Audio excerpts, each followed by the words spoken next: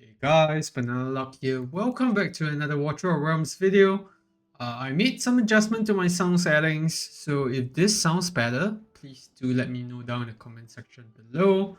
Or if it still sounds too loud, or as some comments have said, it sounds like I'm in a bathroom, do let me know. But anyways, today we're here to talk about the banners that are upcoming this weekend, and actually even on Monday's reset, which was yesterday, really got a glimpse of the Helga Vorn banner that's coming in, which we'll take a look at in a bit. But we also see the Lizard banner coming in.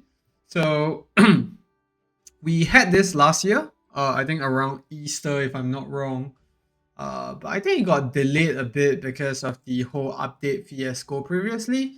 But now that we have a rerun, this is also one of the first 2x plus 20x event that we had in a while.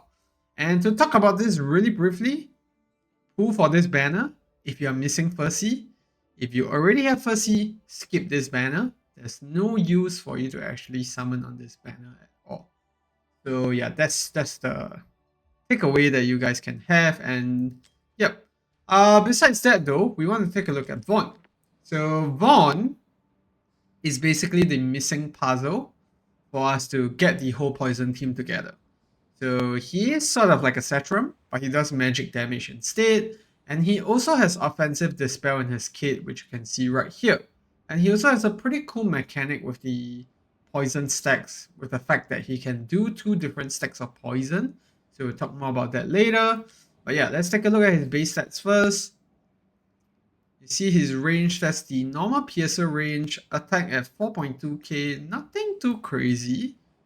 But he does get quite a bit of buffs here and there, which we'll take a look at in a bit. So first of all, his talent, like what I mentioned earlier, he can inflict 2 different types of poison. So when dealing damage with basic attack, 30% chance to inflict 1 stack of poison, and a 33% chance to inflict 1 stack of different poison. So what does this mean? It means that he is able to inflict a poison stack that's separate from what all the other units are doing. So as you can see here, poison effect from different sources can coexist. So this guy is going to deliver 20 stacks on his own. And there's Nestia doing 10 stacks on her own. And then there's also Numera doing another 10 stacks on her own. So altogether, you're going to get 40 stacks. And when the poison effect expires from the hero's attack target, the hero gains 1% attack, and this increases for each stack of poison expired from the target for 15 seconds, and it gives you up to a 20% attack increase. And this is just first of the damage related buffs that he gets. And then of course his basic attack, that's just 120% magic damage to one enemy. It's a single target unit. And then first passive, this has a 15-second cooldown, and then lasts for 2 seconds. Deals 3 instances of 90% damage and inflicts 2 types of poison on the target. For each stack of poison on the target, increases damage dealt to them by 1%, up to 30% increase. And each time he successfully inflicts or refreshes poison, it reduces the skill's cooldown by 1 second. So it's basically like a vicious cycle where, you know, the more poison stacks that he inflicts with his basic attacks and all that, this flash swap cooldown will decrease as well, and then he just keeps applying the poison stacks. And there's also the extra 270% damage that he gets with this skill itself. And the second passive increases damage dealt to shielded targets by 50% at max level, and applies shield break to 2 allied units with the highest attack on the battlefield. So the increase goes up to 50%, and each time he casts his ultimate, he permanently gains 10% magic resistance penetration, stacking up to 3 times. And that max stack is going to go up to 50, which basically gives him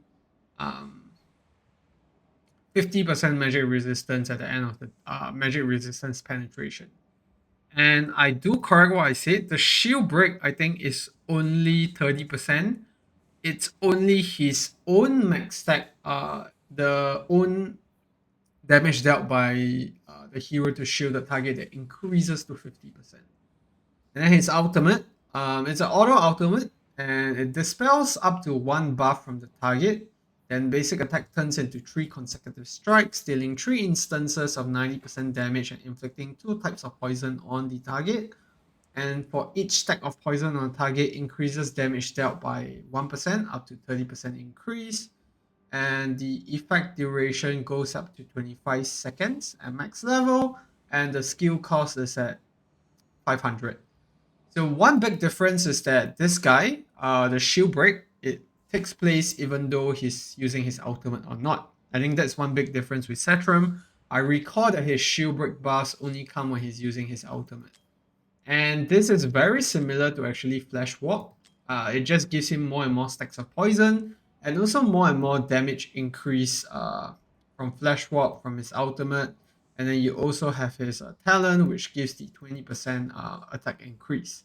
And then there's also penetration here, so I think all this comes in together to uh, actually cover for the shortfall that he has with his base attack, which is honestly not that high.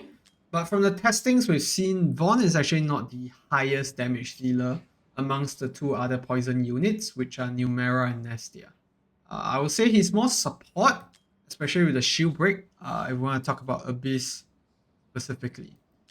And bear in mind that he's Piercer and Esotericist, so this skill cost can go down to 375, which is pretty on par with, Nestia's cost as well. And then Awakenings apply Shield Break to 3 allied units with the highest attack. So Shield Break is gonna be affecting 3 units instead of 2. And it looks like we get a buff of the Shield Break as well because this is 40%. If we take a look at the base kit here, let me see. It's only 30% here. So I'm assuming there's a 10% increase because this one says very specifically for the level 3 and 5 that the buff is to the damage dealt by the hero itself to shield the target. So this is really neat because typically the melee units are the ones that have higher attack in Abyss. So with Vorn in the mix and all that, you're still gonna probably get Kigiri or Wukong with the shield break buff. So if let's say you have one more unit that gets the shield break, it's probably gonna be Nestia, for example, if we're just comparing across the board, because Nestia has pretty high base attack at 5.3k. Then A2 flat attack, always nice for a unit with low base. A3 Flash Warp can be cast 2 consecutive times. It just means that the instances of damage multiplies by 2 and he gets 4 stacks of poison inflicted instead. A4 is 5% penetration, a bit lower than usual. We usually get 8%. And then we have A5.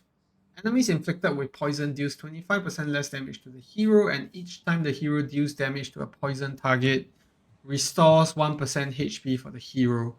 So A5 is very utility based, which is kind of okay because then we won't be tempted to go last place. A5, honestly, if the shield break was A5, people will be going nuts for it. So if you ask me, I would say that A1 is good enough, but A3 will really help to boost his own damage.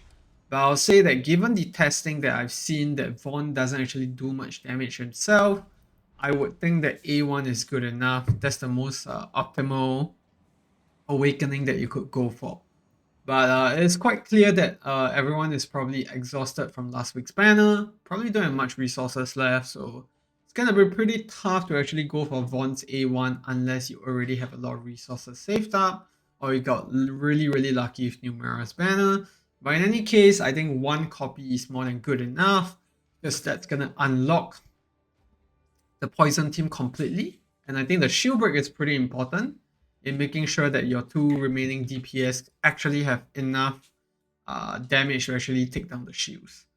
So yeah, that's pretty much it for the banner. It doesn't look like we'll be getting an ancient banner anytime soon. And no one knows for sure what's coming next as well. There are rumors on a new a banner for Wukong next week, which is why people are saying that, if you don't actually have Nestia or Numera, then Vorn is a big skip because you need to at least have, 200 summons to actually catch that limited Wukong, at least the extra copy or your first copy if you're newer to the game. So yeah, that's gonna be for the video. Thanks for tuning in. Let me know if you're gonna be summoning for Vorn. I did get both Numera and Nestia last weekend, so it's probably gonna be a goal for me, but I'm hoping that in the best case scenario, we actually get Vorn with our Divines, and then the rest we can actually save it up for the Wukong banner instead. So yeah, that's gonna be it for the video. Thanks for tuning in, and I'll see you in the next one. Goodbye.